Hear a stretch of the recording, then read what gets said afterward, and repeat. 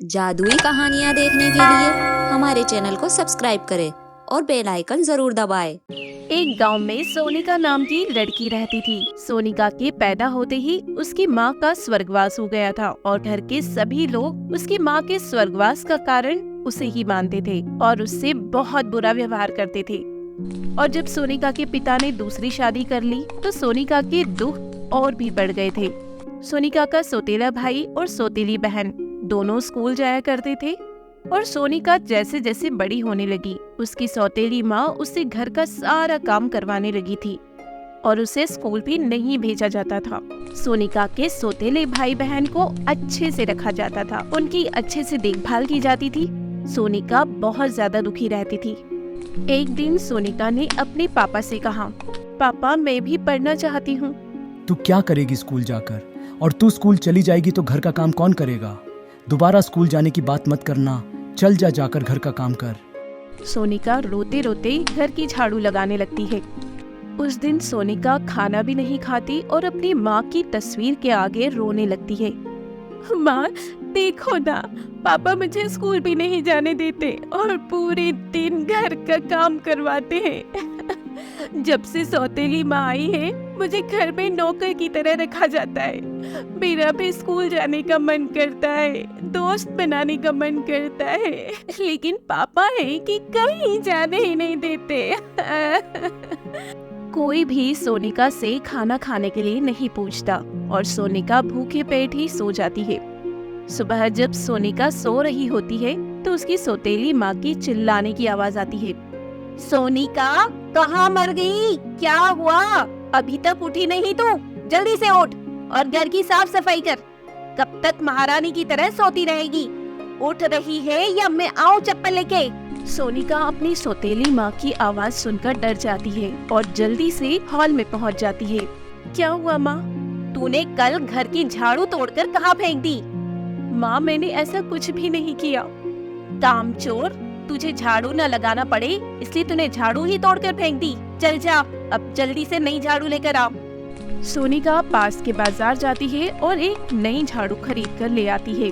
घर आने के बाद वो झाड़ू को कोने में रख देती है और जैसे ही वो पानी पीकर आती है तो वो देखती है कि घर में झाड़ू लग चुकी है और घर की साफ सफाई हो चुकी है। सोनिका ये देख हैरान हो जाती है कि इतनी जल्दी घर की सफाई कैसे हो गई। तभी सोनिका की माँ किचन से आवाज लगाती है, अरे सोनिका झाड़ू लेकर आई कि नहीं? तुझे आज घर की सफाई करनी है या नहीं? क्या तेरी मरी हुई माँ आके घर की सफाई करेगी? जैसे ही उसकी सौतेली माँ बाहर आती है तो वो देखती है कि घर पूरा साफ किया हुआ है। उसकी सौतेली माँ ये देख के चौंक जाती है कि सोनिका ने इतनी जल्दी घर की साफ सफाई कैसे कर ली। चल अब ठीक है, घर की साफ सफाई हो गई तो जाकर कपड़े धो ले।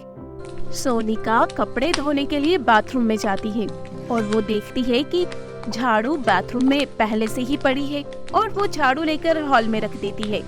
जैसे ही वो कपड़े धोने के लिए वापस आती है तो देखती है कि कपड़े धुलकर रस्सी पर सूख रहे हैं। सोनिका के ये समझ में नहीं आता कि आखिर ये हो क्या रहा है, लेकिन सोनिका डांट और मार की वजह से किसी को कुछ भी नहीं कहती है और वो घर में जहाँ जहाँ जाती है झाड़ू उसके पास आकर खड़ी हो जाती है।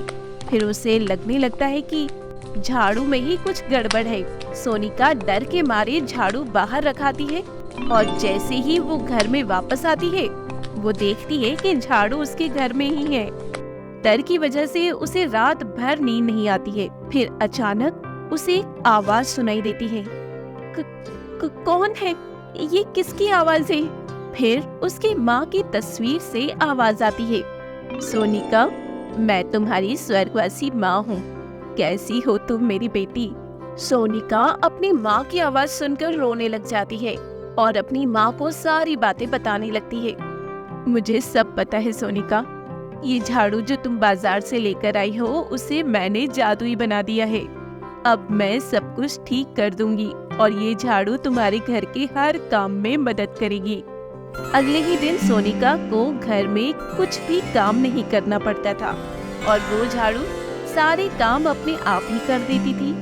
उसकी सौतेली माँ ये देखकर हैरान हो जाती है कि इतनी छोटी सी बच्ची घर का इतना सारा काम इतनी जल्दी कैसे कर लेती है।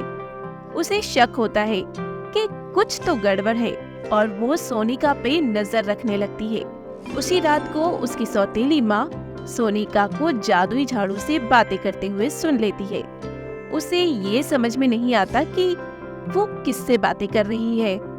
अगले ही दिन उसकी सौतेली माँ उसे बहुत डांटती है और बहुत मारती है और वो उससे पूछती है कि वो रात को किससे बात कर रही थी और घर में ये सब क्या हो रहा है। लेकिन सोनिका अपनी सौतेली माँ को कुछ भी नहीं बताती और रात होते ही सोनिका अपनी माँ को सब बताती है और फूट फूट कर रोने लगती है। सोनिका की माँ को बहुत गुस्सा आता है और वो झाड़ू से कहती है, ए मेरी जादुई झाड़ू, जाओ और सोनिका की सौतेली माँ को सबक सिखा के आओ। फिर आधी रात को ही झाड़ू उसकी सौतेली माँ के कमरे में जाती है और वो झाड़ू उसे बहुत मारती है। उसकी सौतेली माँ मार खाकर बहुत चिल्लाती है, लेकिन झाड़ू किसी को दिखाई नहीं देती। सब उससे पूछने लगते हैं कि क्या हो रहा है, क्यों चिल्ला रही हो। उसकी सौतेली माँ कहती है कि मुझे ये झाड़ू मार रही है, लेकिन किसी को भी झाड़ू दिखाई नहीं देती। अब रोज रात को यही होने लगा। झाड़ू उसकी सौतेली माँ की रोज पिटाई करने लगी। घर में सबको लगने लगा कि उसकी सौतेली माँ पागल हो चुकी है। सोनिका के पापा ने उसकी सौतेली माँ का इलाज करवाना शुरू कर दिया था, लेकिन फिर भी उसकी पिटाई होना बंद नहीं हुई थी। बहुत दिन इलाज चलने के बाद भी जब सुधार नहीं हुआ तो उसे अस्पताल में एडमिट किया गया। वहाँ सौतेली माँ के सपने में सोनिका की माँ आती है और उससे बोलती है, तुम मेरी बेटी को बहुत परेशान करती हो, इसीलिए मैंने तुम्हारी आज ये हालत कर दी है।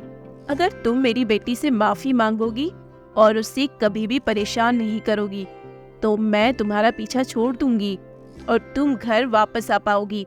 सोनिका की सौतेली माँ उसी वक्त माफी मांगती है और कहती है, मैं अब कभी भी सोनिका पर अत्याचार नहीं करूंगी और उसे अपने बच्चों की तरह ही प्यार करूंगी। प्लीज मुझे माफ कर दो।